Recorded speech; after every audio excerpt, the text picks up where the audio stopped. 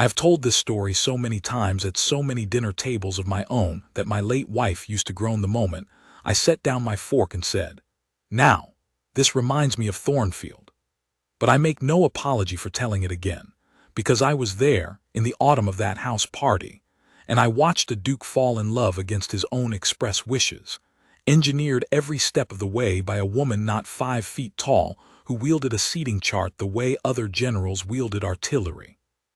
If you want the truth of how Anthony Vane, 9th Duke of Thornfield, came to be called the Weary Duke no longer, you must hear it from someone who saw the whole campaign from the first cannon shot to the surrender. I had known Anthony since we were boys together, thrashing about in the shallows of the lake below Thornfield House, while his grandmother, the Dowager Duchess Cornelia, watched from the terrace with an expression that even then suggested she was 3 moves ahead of everyone present. He was a serious child, made more serious by the early loss of his father, and by the time he came into the title at 31, he had spent a decade being paraded before every ambitious mother in Mayfair. I watched it wear a groove into him, watched the practiced weariness settle into his shoulders like a coat he could not take off. Society gave him his epithet without malice, the Weary Duke, they called him, half in pity, half in exasperation that a man so eligible should look so unimpressed by his own good fortune. He had, in the year before this story begins, made a vow at Christmas dinner, with a flatness that silenced even his grandmother for a full minute. He would arrange no more introductions, attend no more contrived encounters, and if anyone hinted at a match, he would leave for the continent and not return until spring. Cornelia had listened to this vow with the serene attention of a woman filing away information for later use. I was seated 3 chairs down from her, and I saw her smile into her wine glass. So it was with some surprise, the following September, that I received an invitation to a house party at Thornfield at all, given the Duke's recent proclamation. I arrived on a Thursday in light rain, and found the house already filling with the usual autumn crowd, the Marchioness of Esh and her unmarried son, 2 young officers on leave, a painter engaged to do portraits of the grounds, and tucked among the guest list almost as an afterthought, a Miss Eleanor Bright, niece to the Reverend Mr. Josiah Bright, vicar of the parish adjoining Thornfield's western boundary. I did not think much of her name on the list. I assumed she had been included as a courtesy to the vicar, a filling out of numbers. I did not yet understand that Cornelia never filled out a table by accident. I found the Duke in the library that first evening, before dinner, standing at the window with his hands clasped behind his back in the stillness he adopted when irritated and trying not to show it. "You look," I said, "like a man awaiting a summons to the gallows." "I look," he said, "like a man who has counted the guest list twice and found 2 names his grandmother added without consulting me, a vicar's niece, Thomas, and her uncle. Do you know what that means?" "It means the vicar wished to bring his niece to a party." "It means," Anthony said, turning from the window with the dry patience he used when he thought I was being deliberately obtuse, "that my grandmother has found some new candidate to throw at my head, and has selected a girl of no fortune, on the theory I'll be so relieved she isn't hunting my title that I won't notice I'm being hunted at all. Perhaps the vicar simply asked if his niece might come, and your grandmother, being a kind woman, said yes." He gave me a look that suggested he had known me far too long to be managed by such reasoning. "My grandmother," he said, "has not made an uncalculated gesture since the reign of the old king. I love her. But I have watched her arrange 4 separate chance encounters between myself and Lady Sophia Featherstone in a single Tuesday, and I have not forgotten it." I laughed because it was true, and because I did not yet know how thoroughly his suspicion would fail to save him. Dinner that first evening was, on its surface, unremarkable. The long table at Thornfield sat perhaps 20, its silver polished to a blinding shine, its centerpiece a great arrangement of late roses Cornelia had supposedly cut herself that morning. I came in among the last, delayed by my cravat, and so had the advantage of seeing the seating already settled when I entered, which meant I saw, before anyone remarked upon it, that the Duke had been placed beside a young woman I did not recognize, plainly but neatly dressed, warm brown hair simply arranged, eyes that missed nothing, observing the assembled company with the frank curiosity of someone cataloguing a new specimen of English aristocracy for later amusement. "Miss Bright," Cornelia said, sweeping past me with her hand already extended toward a chair, "you shall sit here beside my grandson.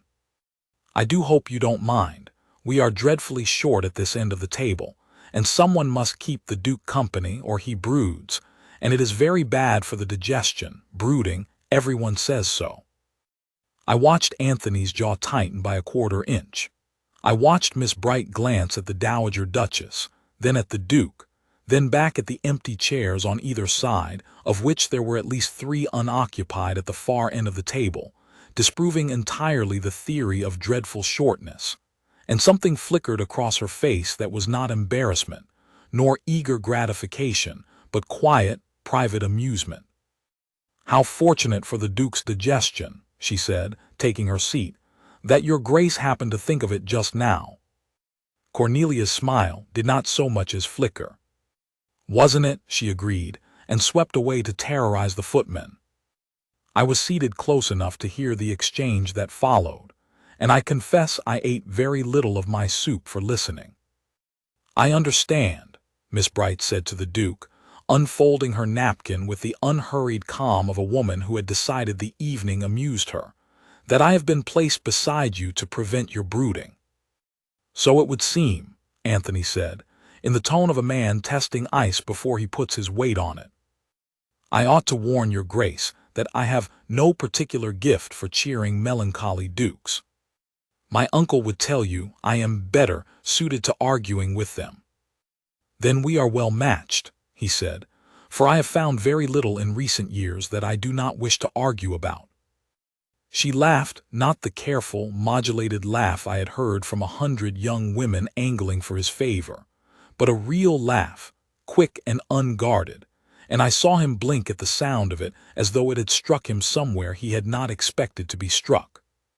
"I confess, your Grace," she said, lowering her voice only slightly, "that I have met your grandmother precisely twice before tonight, and on both occasions she asked me no fewer than 11 questions about my situation, my temperament, and I promise you this is true, my opinion of large houses versus small ones.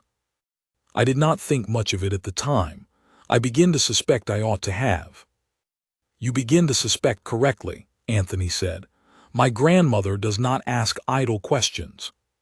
She asks questions the way a general asks about terrain, because she intends to fight a battle on it later." "And am I the terrain, your Grace, or the battle?" "At this table," he said, with the ghost of something that was almost a smile, "I begin to fear you are both. I have turned that exchange over in my memory 100 times since, and I believe it was there, in that first quarter hour, that whatever happened afterward became inevitable, not because Alina Bright flattered him, or feared him, but because she saw exactly what was being done to both of them and said so aloud, without apology, as if a Dowager Duchess's machinations were merely an interesting fact about the evening rather than a humiliation to be endured in silence. I do not think any woman had ever spoken to Anthony Vane that way in his life. The dinner conversation moved on to other things. The officers discussed the roads, the painter complained gently about the light, the Marchioness inquired after everyone's health with the thoroughness of a woman intending to report every answer to her sister by post. But I noticed, as the evening wore on, that the Duke's end of the table grew quieter and more absorbed, that he leaned very slightly toward Miss Bright when she spoke, that he laughed twice, actually laughed. A low, startled sound I had not heard from him in perhaps 3 years. I caught Cornelia's eye across the table once, near the end of the meal. She was speaking animatedly to the vicar about the parish roof, but she looked at me for exactly 1 second, and in that second she smiled, not the public smile she wore for company, but the private, satisfied smile of a woman who has just watched her chess piece land precisely where she intended it. After dinner over port, I sat beside Anthony and observed him more closely.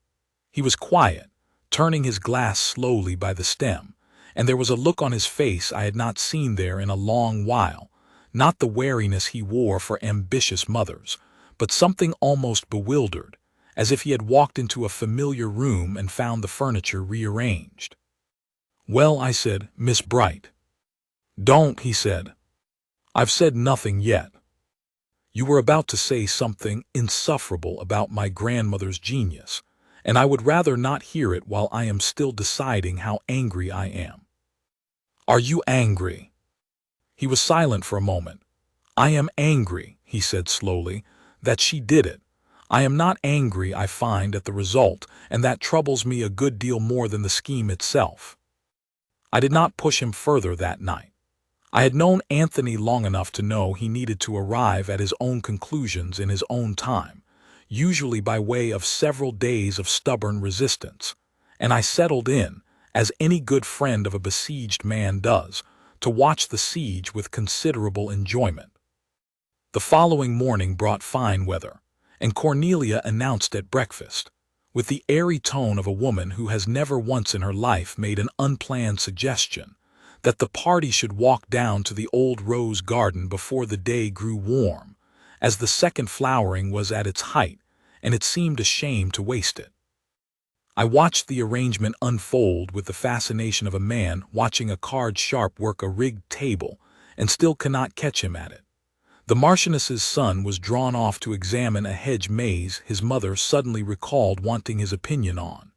The two officers were commandeered by Cornelia to fetch her shawl, then her second shawl, then a cushion for the stone bench, errands that kept them occupied a full quarter of an hour.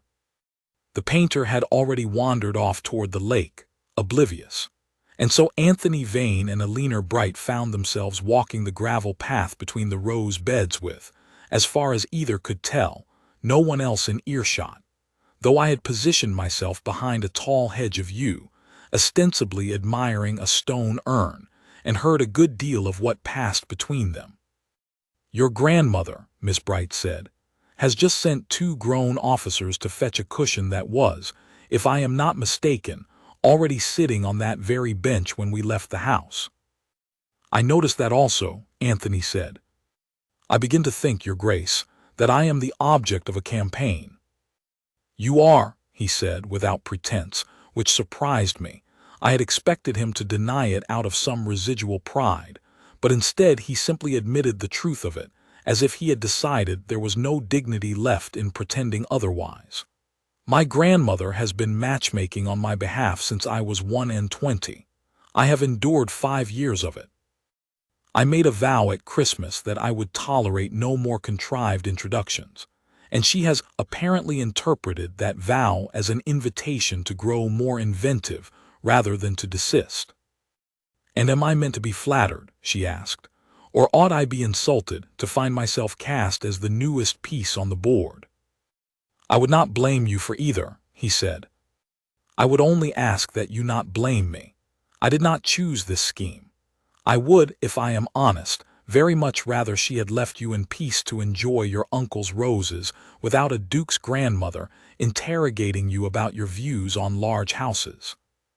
She laughed at that, the same quick, unguarded laugh from the night before, and I saw him look sideways at her with an expression of frank surprise, as if he had expected reproach and received, instead, delight. "I do not mind it so very much," she said.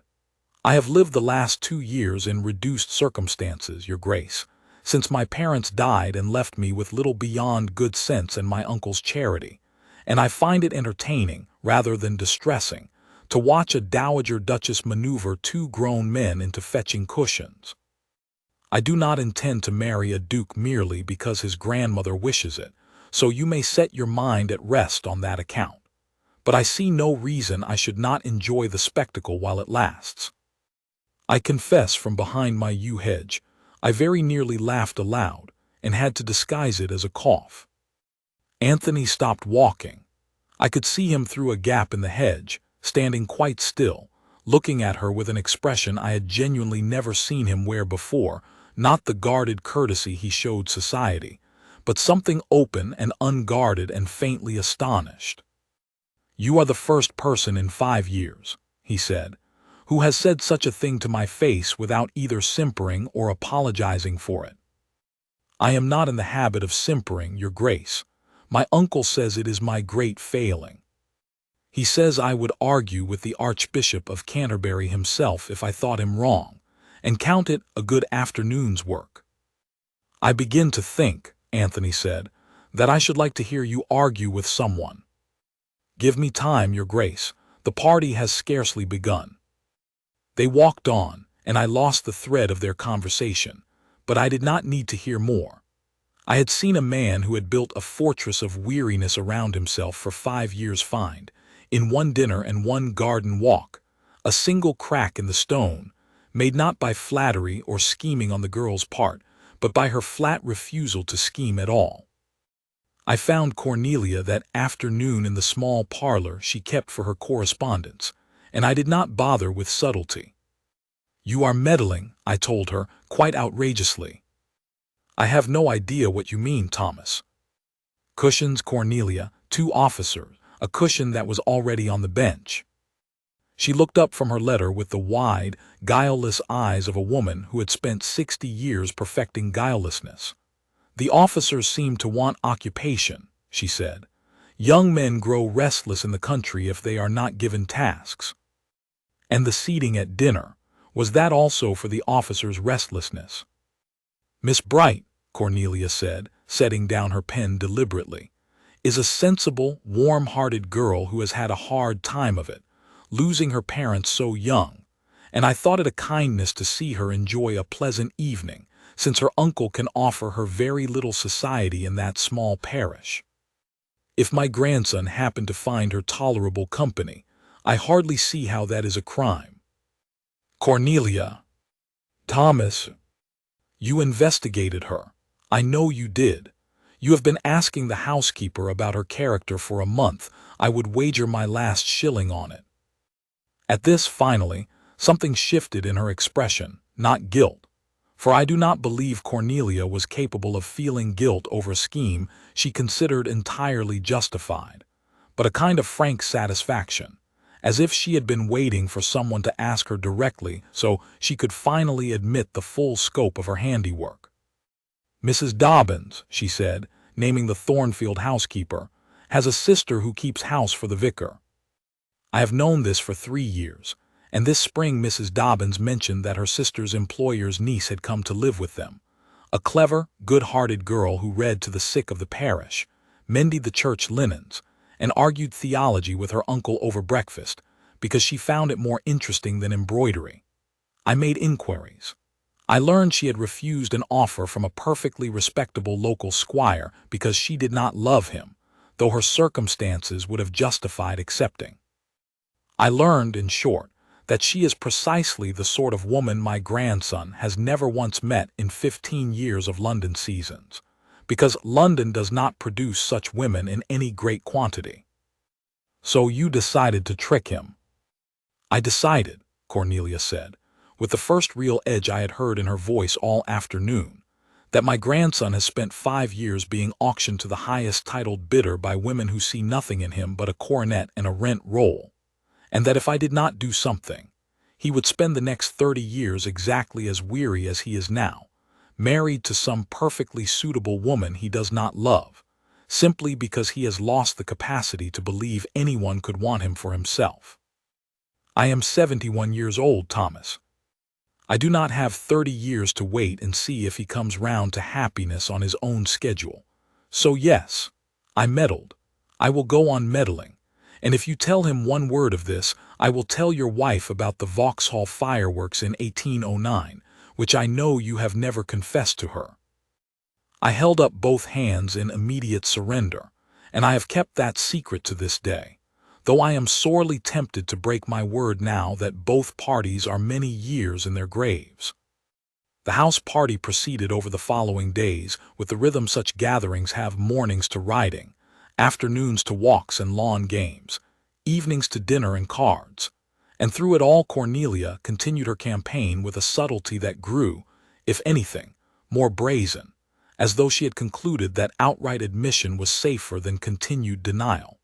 She seated Anthony and Alina together at dinner 4 nights running, on the 4th occasion not bothering to invent a pretext at all.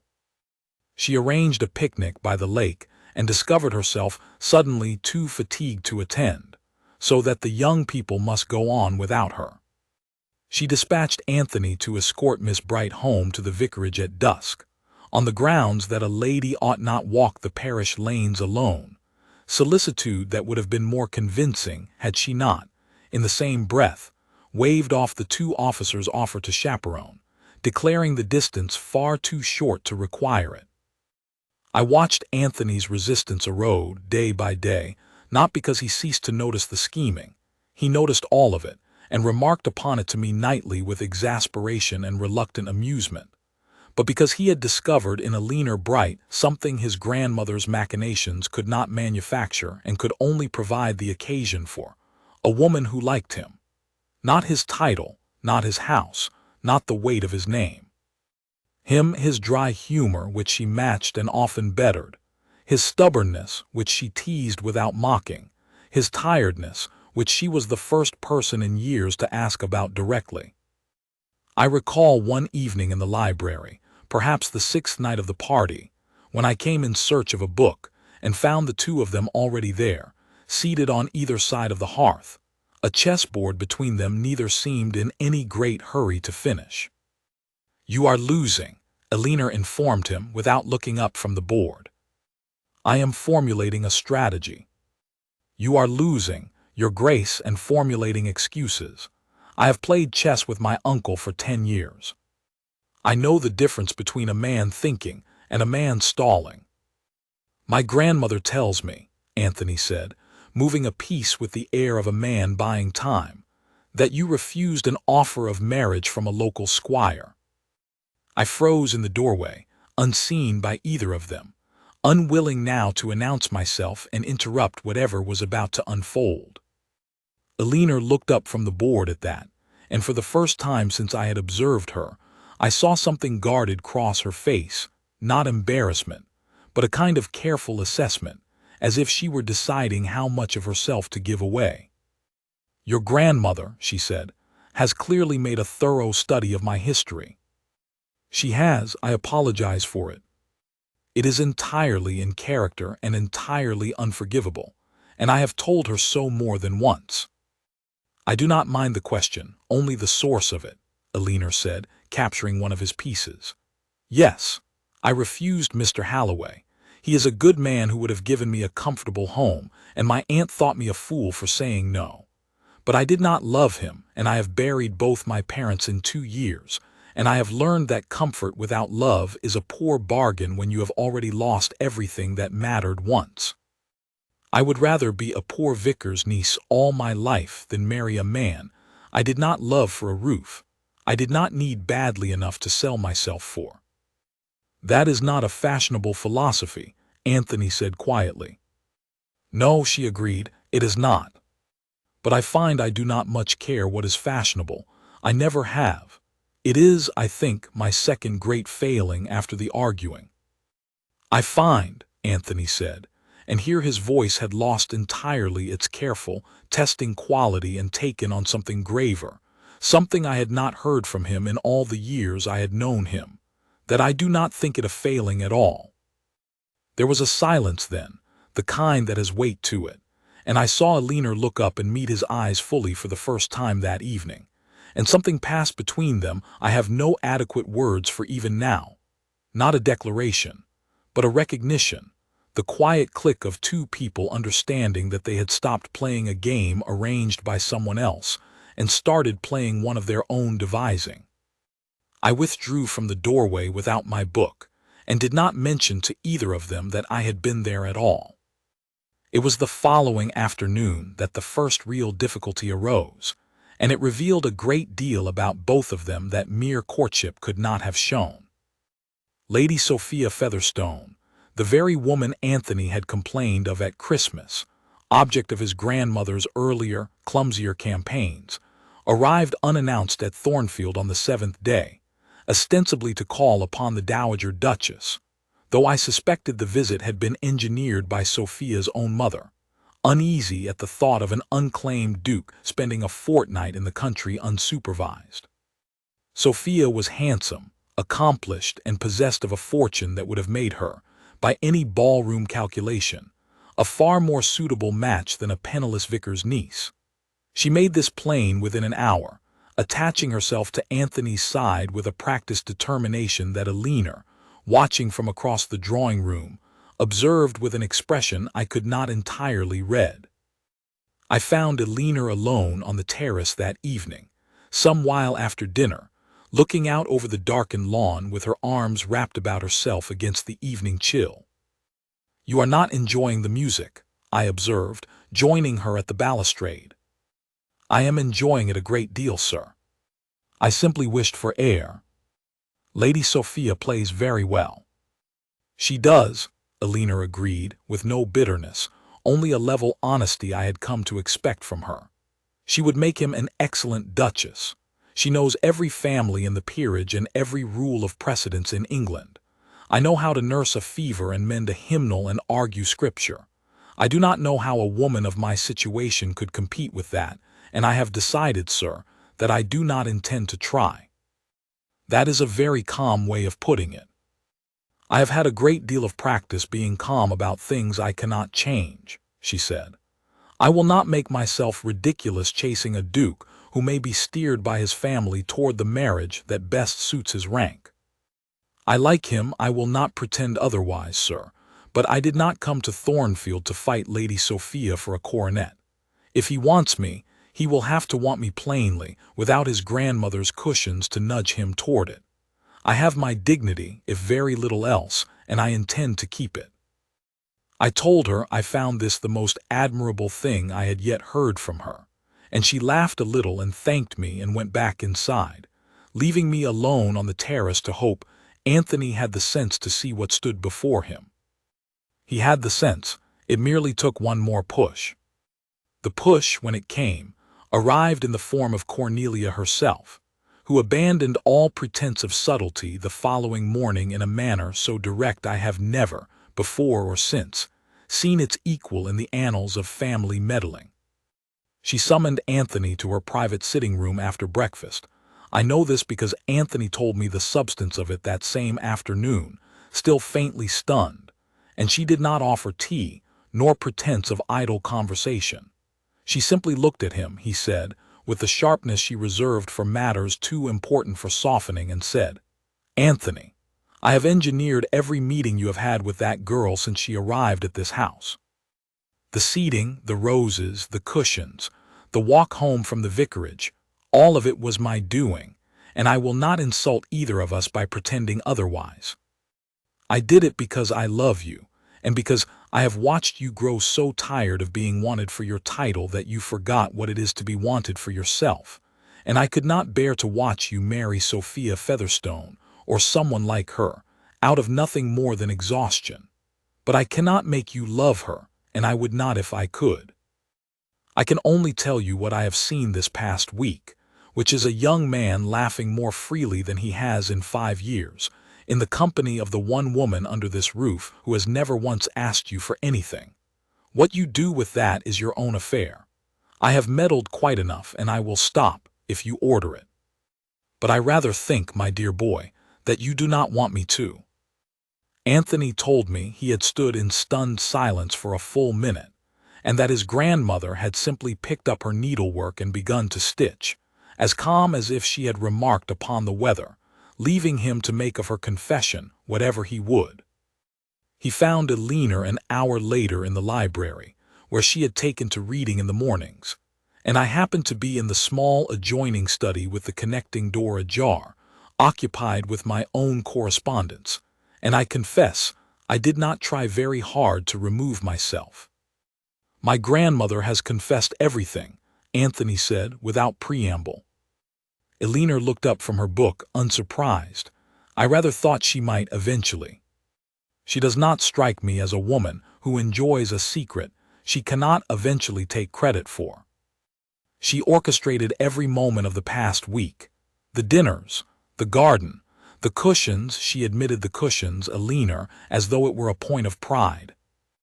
"It very likely is," Alina said, and there was warmth in her voice rather than mockery. "Are you very angry?" "I find," Anthony said, crossing the room to stand nearer to her, "that I cannot summon a shred of anger, and that troubles me more than the scheme ever did, because it means I must ask myself honestly whether I am glad of the result, and I find that I am more glad than I have been of anything in longer than I care to admit. I have spent 5 years being presented to women as though I were a prize horse at auction, valued for my bloodline and my acreage and little else, and I had come to believe there was nothing underneath it worth wanting. And then my grandmother, in her infuriating, shameless way, put me in a chair beside a woman who told me, on the very first evening, that she found the scheme amusing rather than flattering, and I have not stopped thinking of that moment since. You have never once asked me for anything, Alina. Not my name, not my house, not my rank. I do not think I have ever met anyone so entirely unimpressed by my dukedom, and so entirely," he stopped, and I heard him draw breath, "so entirely necessary to me, in the space of a single week, that I cannot imagine the shape of my life without you in it." There was a silence, and when Alina spoke, her voice had lost the light, teasing quality it usually carried, and taken on something quieter and more careful. "I told your terrace, some nights past, that I would not compete for you," she said. "I will not be a consolation prize, nor a rebellion against Lady Sophia, nor a curiosity you indulge because your grandmother arranged the circumstances prettily.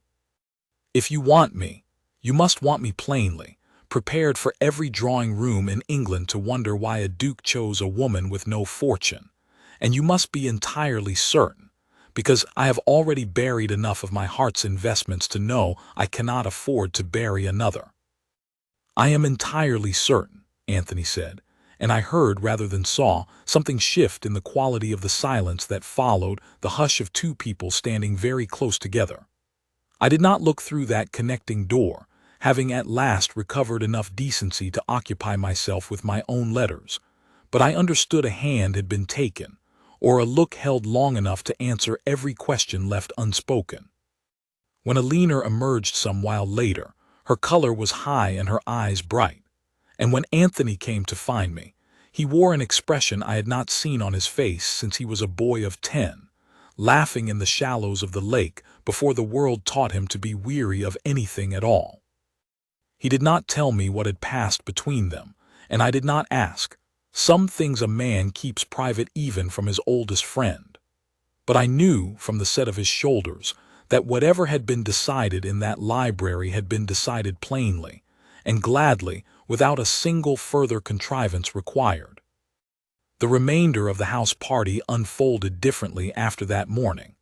Anthony made no secret of his attentions to Alina, walked with her openly, sought her out in the evenings without disguise. Lady Sophia read the change in the wind and departed 2 days later with a gracious excuse about her mother's health, an excuse nobody believed and nobody held against her. Cornelia, for her part, adopted an air of magnificent, wholly unconvincing innocence, remarking that she had simply thought the young people got on well, and could not imagine why anyone found it remarkable.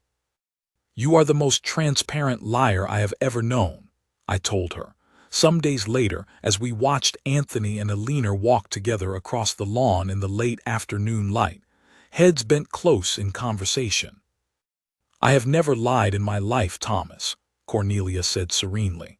"I merely decline to volunteer information that has not been directly requested. There is a very great difference, and I should think a man of your education would know it." It was perhaps a fortnight later, at a dinner Cornelia arranged with considerably more grandeur than the quiet family evenings of the house party. Half the county invited, ostensibly to close out the season's entertainments, that the matter was settled before all the world. The dining room had been decked out with a splendor I had not seen there in years, candles by the hundred, the best silver and china, flowers enough to make the room smell like June despite the October chill. I arrived to find the county's finest families assembled in force, several dowagers of Cornelia's own generation with strong opinions about Anthony's marital prospects, and seated near the head of the table, in a gown of soft blue that Cornelia had insisted on having made for her, Eleanor Bright, composed and lovely, and entirely unbothered by 24 curious eyes. I will not pretend the company did not notice her placement, nor that they did not whisper about it.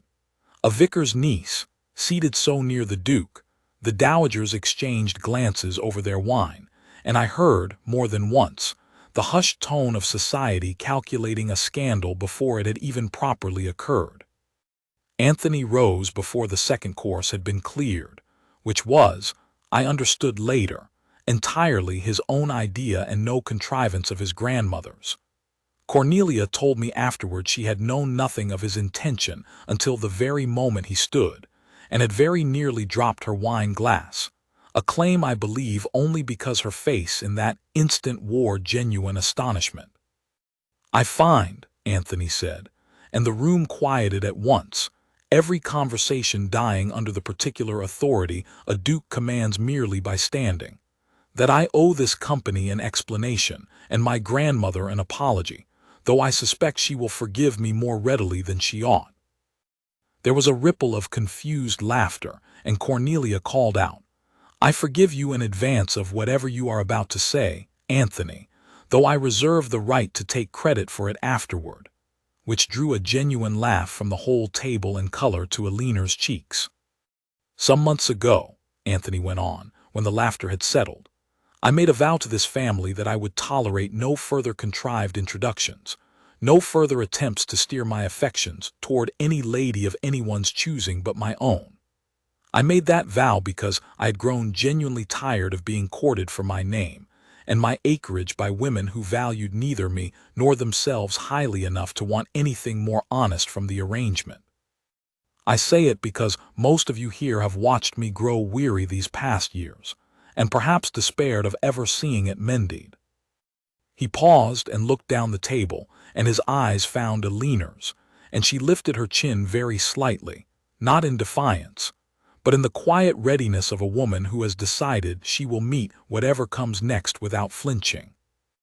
"My grandmother," Anthony continued, "broke my vow within the first week, in a manner so transparent I could have named every stratagem before she finished executing it.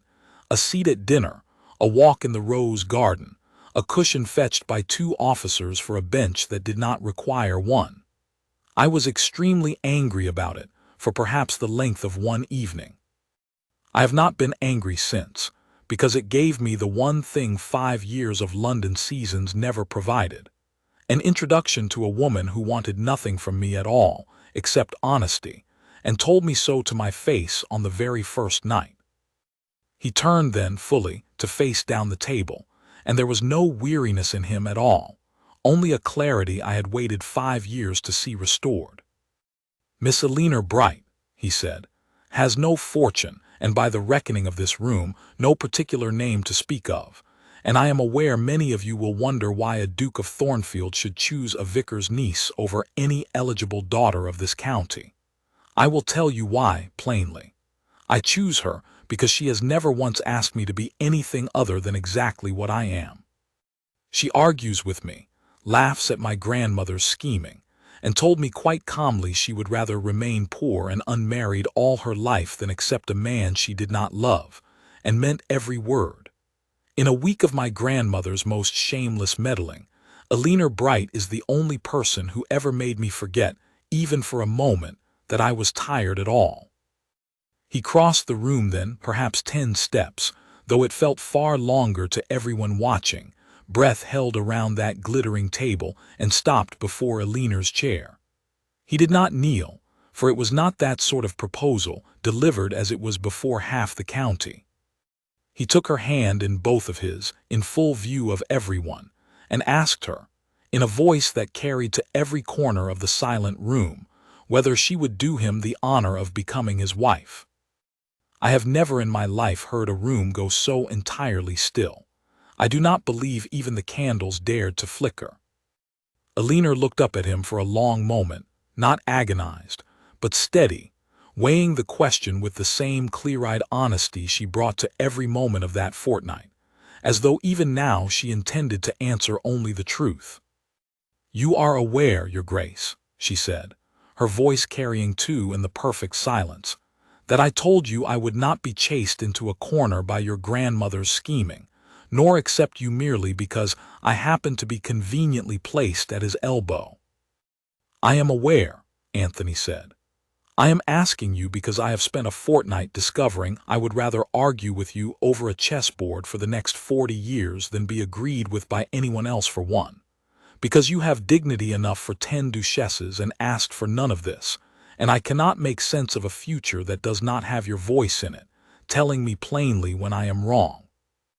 A ripple of soft laughter went round the table, warm rather than mocking, and more than one dowager dabbed quietly at her eyes. "Then yes," Alina said, "I will marry you not because your grandmother arranged the seating, though I confess I shall dine out on that fact for the rest of my life. I will marry you because you are the first man of my acquaintance who did not seem to want me to be anyone other than myself, and because I cannot imagine the shape of my life without your particular brand of stubbornness in it either." The room erupted into applause, and I saw Cornelia rise from her seat with the swift, undignified haste of a much younger woman, moving to embrace her grandson and his newly betrothed with tears frankly running down her face, all pretense of innocence abandoned at last. "I had nothing whatsoever to do with this," she announced to the table at large, through her tears, to a fresh wave of laughter, "except every single particle of it, and I shall expect both of you to name your first daughter after me as appropriate compensation." "Cornelia," Anthony said, laughing properly now, the sound of it rich and unguarded in a way I had not heard in years, "you are the most shameless woman in England." "I am the most shameless grandmother in England," Cornelia corrected, "which I consider a considerably higher distinction, and I will remind you, Anthony, that shameless as I am, I was right, which is really the only point that signifies." The rest of that evening passed in a warm blur of congratulation. I found myself, later, standing beside Cornelia near the long windows, watching Anthony and Alina receive the good wishes of half the county with the glow of two people who have just discovered the rest of their lives laid out before them like a long, sunlit road.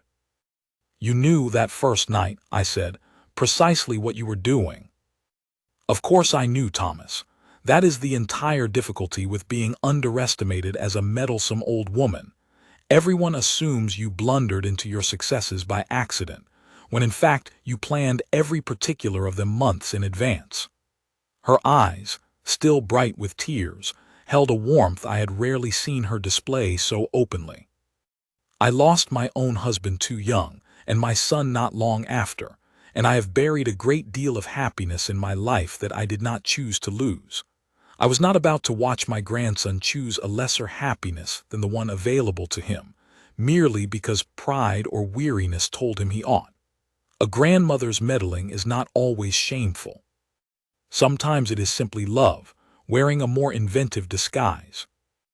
I have thought of that remark many times since, for Anthony and Alina's marriage proved, in the fullness of time, every bit as happy as that autumn evening promised.